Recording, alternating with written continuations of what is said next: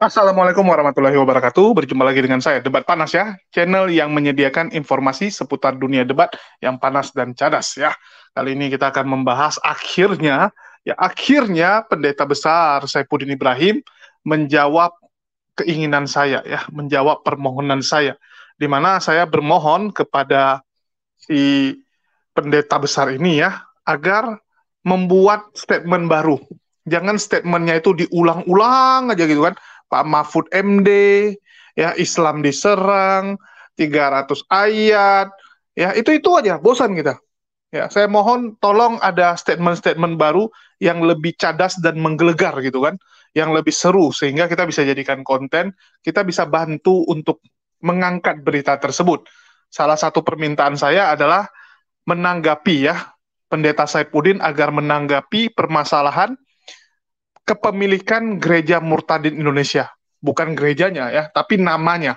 Kalau gedungnya ya nggak bisa diambil kalau udah punya Pak Saifuddin. Kalau Pak Saifuddin punya atau Pak Saifuddin sewa ya nggak bisa dicuri sama orang. Tapi namanya bisa diambil, Pak. Nama gereja Murtadin udah diambil sama Resuli Lubis. Saya udah WA kepada istrinya ya, Bu Sarah. Saya kasih dia punya link YouTube-nya Risuli Lubis. Ya, tetapi nggak ditanggapi, tapi malah ditanggapi yang lain. Tapi oke, ya kita minta ditanggapi itu, tapi ternyata Saifuddin memberikan kita statement yang berbeda, ya memberikan kita konten yang berbeda, yaitu pendeta besar Saifuddin menyerang ya Pastor Antonius Beni Susetio, seorang pastor ini ya, seorang pastor dari gereja Katolik. Nah, dari gereja Katolik. Jadi sekarang yang diserang selain Islam, ya TV One, ya terus Mahfud MD, suku Bima dan lain-lain, akhirnya sekarang yang kena Katolik. Ya, kalau sebelumnya PGI juga dihajar ya. PGI juga sudah dihajar, kali ini Katolik juga dihajar. Ya, karena kita tahu Pastor Antonius Beni ini ya adalah perwakilan dari Katolik. Ya, dia adalah perwakilan dari Katolik dan dia duduk ya. Dia duduk di salah satu kekristenan atau gereja Katolik. Jadi jelas gitu, dia tuh punya jabatan. Ya, dia itu punya jabatan sehingga dengan menyerang dia ya sama aja ya, sama saja kalau si Saifuddin ini menyerang Katolik. Dan ini seru. Kalau dia sudah menyerang Katolik ini seru ya. Kita tunggu saja bagaimana sepak terjang si Saifuddin, apakah ini akan ditanggapi oleh Romo Beni atau dari gereja Katolik ya akan memberikan klarifikasi atau ya cuman dibiarin saja gitu ya, karena capek juga sih kalau nanggapin si Saifuddin ini ya, kita tunggu. Jadi sambil menunggunya nggak ada salah teman-teman nonton dulu bagaimana si Saifuddin ini ya cuap-cuap menyerang Romo Beni dan Katolik. Selamat menyaksikan buat teman-teman.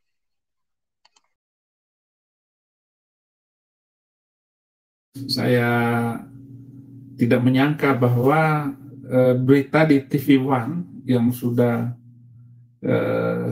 beberapa minggu yang lalu membahas tentang saya sebagai penista agama itu begitu meluas pemberitaannya, dan saya baru membaca komentar-komentar, terutama ini ada tokoh Katolik yang memberikan pandangan kepada saya ketika ditanya oleh TV One. Tentu saja ini ternyata saya harus klarifikasi dengan pasti supaya tidak meluas pertanyaan-pertanyaan kepada saya. Ternyata luar biasa, saudara-saudara. Ini ada seorang romo, pastor Katolik, dan tentu saja saya tidak kenal Romo Beni ini. Ya, Romo Beni, tapi ini kadrun ini. Jelas sekali ini kadrun, karena sama seperti sidang MKC itu Robi Tenggala, saksi ahli dari Bimas Kristen, semua mengatakan bahwa MKC melanggar undang-undang, menistakan agama, mirip dengan Benny ini. Bahkan mungkin kalau saya ditangkap, kemudian saya disidang, dia akan memberikan kesaksian palsu. Dan saya tahu bahwa dia diundang oleh TV One itu tentu mendapat amplop. Nah, siapa yang memberikan amplop itulah dia akan menjelaskan menurut keinginan amplop itu, sama dengan Yudas Iskariot ketika menyerahkan Tuhan Yesus kepada ahli Taurat dan orang-orang Farisi, kepada imam-imam kepala. Saya mau putar dulu. Jadi saya masih sangat sederhana sekali siaran saya, dan saudara-saudara, saya belum mampu untuk grade alat-alat saya, hanya lewat HP. Tapi tidak apa-apa. Mungkin kesederhanaan ini akan membawa kekuatan di dalam penyampaian saya. Ada potensi untuk mengganggu kerukunan umat beragama. Kalau ini juga bertentangan dengan iman Kristiani. Karena prinsip iman Kristiani itu adalah menyintai sesamanya, tidak boleh menghujat, dan tidak boleh menghina agama orang lain. Dan itulah prinsip Paus, mulai dari Paus Yohanes kedua sampai Franciscus. Nilai agama itu luhur. Yang kedua, dia tidak punya otoritas dan kemampuan. Kenapa saya tampil salam 300 untuk saudara-saudara Kristen dan saudara-saudara yang menonton saya ini? Kenapa saya ngomong begitu? Saya mau menyadarkan kepada Romo Benny bahwa ancaman dari kitab suci 300 itu akan menghancurkan orang Kristen dan dimanapun. Jadi itu ancamannya, Romo Benny. Enak aja saudara ini, dan bagaimana perasaan Anda dengan asal berpendapat seperti itu? Apa jangan-jangan ini zaman akhir di mana ayah menyerahkan anaknya kepada antikris, kepada penjahat, kepada kadrun?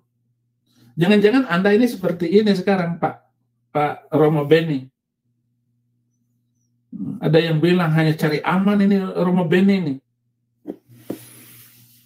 Jangan-jangan umat Anda banyak jadi kadrun. Jangan-jangan banyak, maaf ya, kalau kita lakukan survei, banyak sekali jemaat Bapak yang jadi kadrun.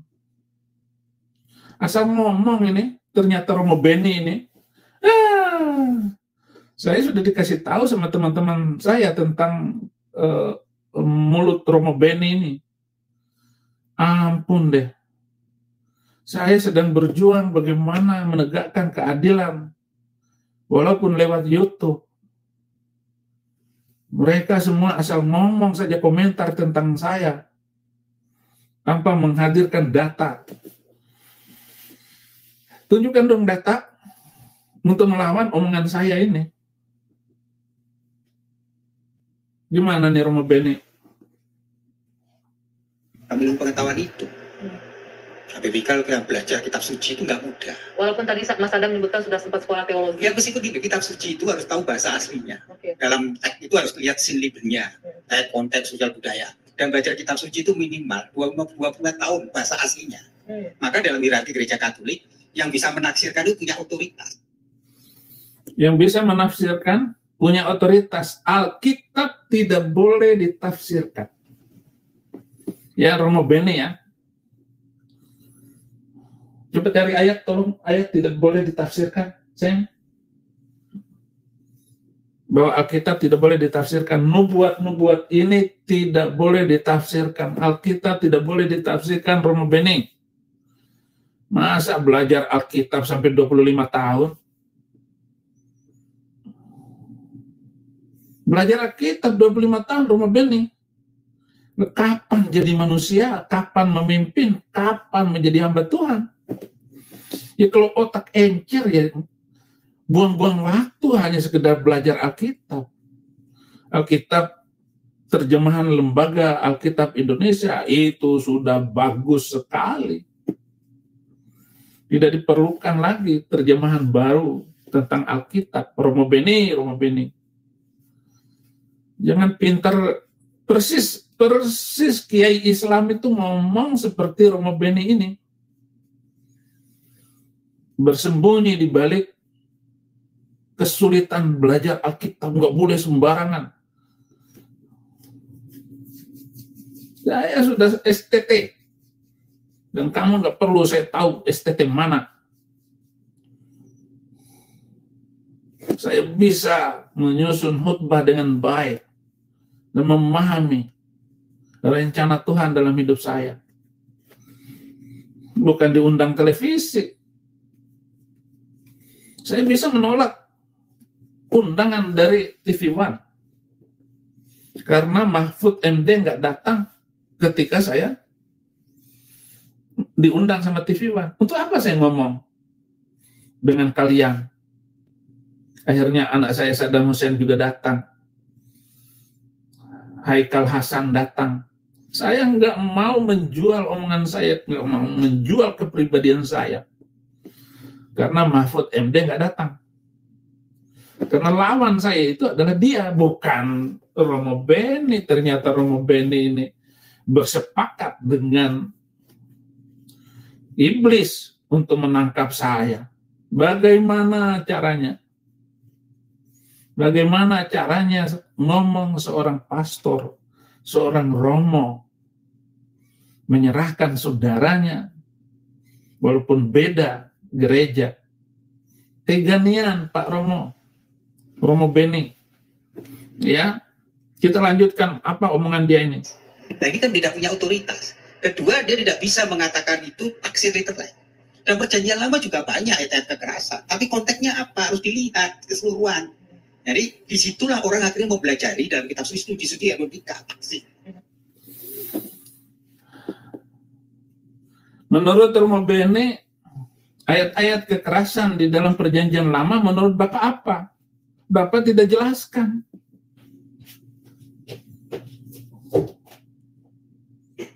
Lebih keras ajaran perjanjian lama. Dan dalam konteks apa? Bapak harus ngomong dong di sini. Bapak nggak jelasin. Tetapi saudara-saudara bisa lihat nanti ya. Saudara-saudara bisa lihat apa yang diomongkan oleh beliau, Romo ini. Tidak menjelaskan apa latar belakang dan bagaimana. Harus dijelaskan. Kalau saya jelas dan mampu menjelaskan kenapa ayat-ayat ada kekerasan di dalam perjanjian lama. Karena mereka menghalangi orang Israel untuk melewati kampungnya. Kampung Bani itu. Padahal itu adalah jalan menuju tanah perjanjian. Nggak boleh. Maka disebutlah, lawanlah mereka. Dan orang-orang Amalek, Bani Amon itu sudah musnah sampai hari ini dan tidak ada lagi keturunan mereka. Habis. Hanya orang-orang Yahudi yang ada di tanah Israel sekarang ini lebih kurang 17 atau 18 juta orang. Dan suku Israel ini harus dipertahankan oleh pencipta langit dan bumi untuk dikumpulkan di satu tempat, untuk melakukan kegiatan ibadah. Dan sampai ibadah itu begitu murni, menghadirkan, melahirkan turunan-turunan Yahudi. Sampai hari ini adalah para ilmuwan, para inovator, para pencipta berbagai macam teknologi baru. Itu sebabnya Tuhan punya rencana untuk menyelamatkan Bani Israel dari kepunahan. Karena bangsa Israel ini sudah dihancurkan oleh Bang Mamat dari Arab.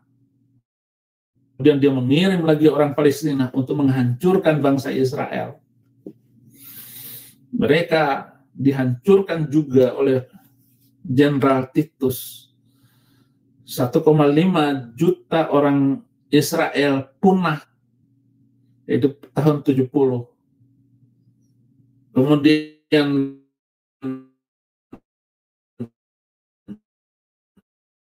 nah 1, juta orang, harta kekayaannya dirampas, diambil, persis kelakuan Bang Mamat itu, karena bencinya kepada bangsa Israel. Bangsa Israel mempertahankan diri dari waktu ke waktu. Dan memang ternyata bangsa Israel itu adalah bangsa yang tahan uji, kulet. Segala kemajuan teknologi, itu penemuan bangsa Israel. Itu maksudnya kenapa dipertahankan ini. Supaya orang-orang Amalek, supaya orang-orang ini tidak menghancurkan Bani Israel. Dan setelah datangnya Yesus Kristus, Romo Beni harus tahu bahwa setelah kedatangan Yesus Kristus, dia tidak pernah bawa pedang, dia tidak pernah menyuruh, memerintahkan untuk membunuh bangsa lain. 600 tahun kemudian muncul Bang Mamat itu, menghancur, luluhkan apa saja yang ada di depannya. Nah, inilah yang disebut kadrun dari zaman ke zaman itu. Mentalitas kadrun inilah yang harus kita lawan. Itulah pulanya kenapa saya berani ngomong terus dan ngomong terus. Ya, jadi udah teman-teman saksikan ya, bagaimana dia menyerang Romo Beni. Dikatakan kalau Romo Beni ini hanya menyampaikan sesuai dengan pesanan dari TV One karena dikasih amplop. Ya, karena dikasih amplop. Masalahnya amplop itu bukan hubungan dengan menyogok gitu ya. Bukan karena, oh saya kasih amplop maka kamu harus ngomong sesuai dengan keinginan saya. Enggak. Amplop itu cuman persembahan kasih, Pak. Sama kayak Saipudin kalau datang ke gereja-gereja lain, dikasih namanya PK, persembahan kasih. Atau uang capek lah, ya, untuk ganti rugi ongkos.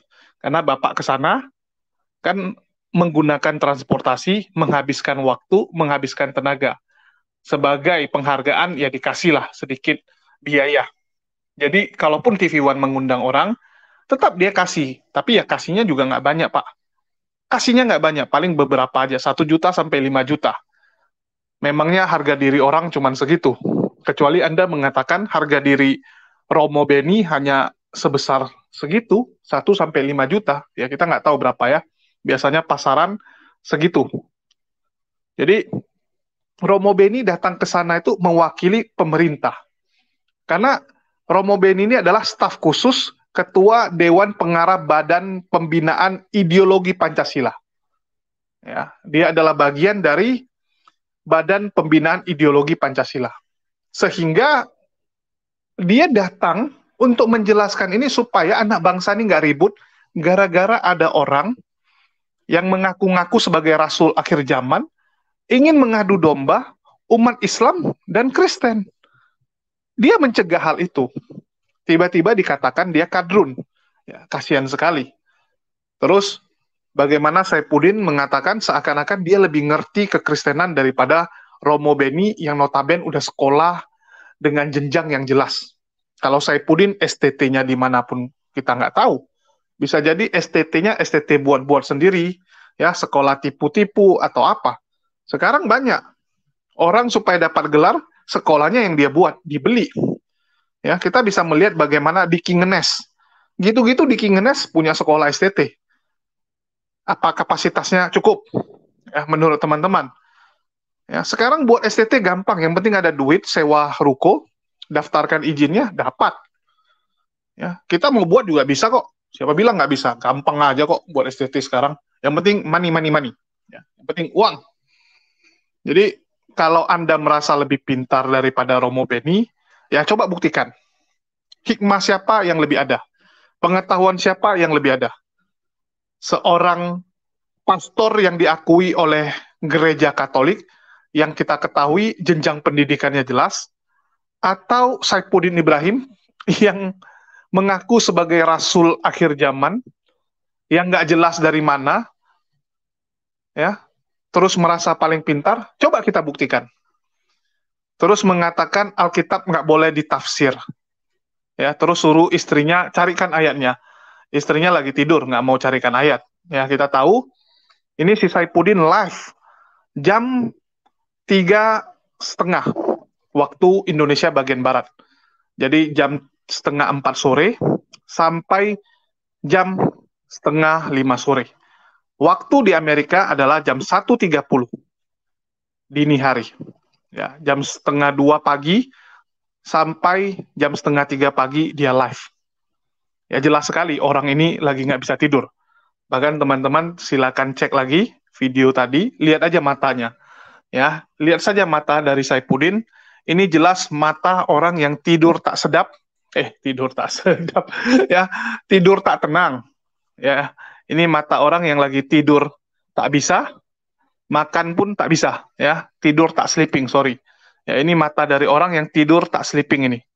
Jelas. Ya, jadi bagi teman-teman maklumilah. Memang kalau si Saifuddin itu memang seperti itu dia.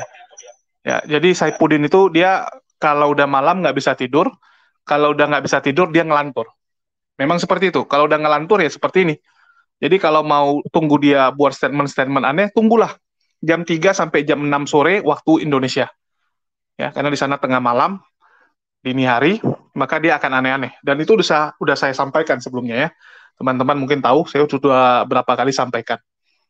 Bahkan kita lihat matanya itu nggak bisa terbuka, dan pernyataan dia ngawur. Orang Yahudi ada 18 juta orang. Sejak kapan orang Yahudi di Israel ada 18 juta orang? Ya. Orang Yahudi di sana cuma 6,5 juta, Pak.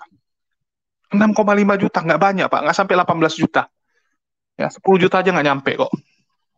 Terus Anda menyerang Benny, seorang pastor yang resmi dari gereja Katolik, ya saya senang gitu. Ya, saya senang. Karena ini malah menunjukkan bahwa Anda ini memang membabi buta. Menyerang ke sana kemari dengan membabi buta, pokoknya yang nggak cocok hajar. Yang nggak cocok Anda serang. Ya, ini bentar lagi istri Anda kalau melawan Anda pun diserang. Ya, karena saya lihat Sarah Ayu belum pulang-pulang ke Indonesia dan nampaknya ditahan oleh Saifuddin ya. Istilahnya jangan meninggalkan dia lah. Padahal tentu saja seorang ibu nggak mungkin tega meninggalkan 3 orang putrinya yang masih kecil di Indonesia.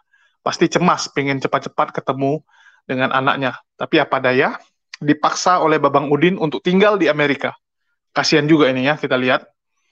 Jadi, kita tunggu ya, bagaimana gereja Katolik akan merespon, terutama dari Pastor Benny lah ya. Pastor Benny yang bagaimana akan merespon tuduhan-tuduhan kejam sebagai pengkhianat, sebagai kadrun oleh Saifuddin Ibrahim.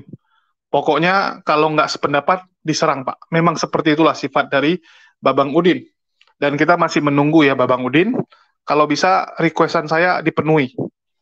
Yaitu bagaimana pendapat Anda tentang nama gereja Murtadin yang diambil oleh pendeta Risuli Lubis atau Cebol yang Anda sebut ya. Si orang Cebol yang Anda sebut itu. Tolong. Ya, jadi kita tunggu bagaimana balasan nih.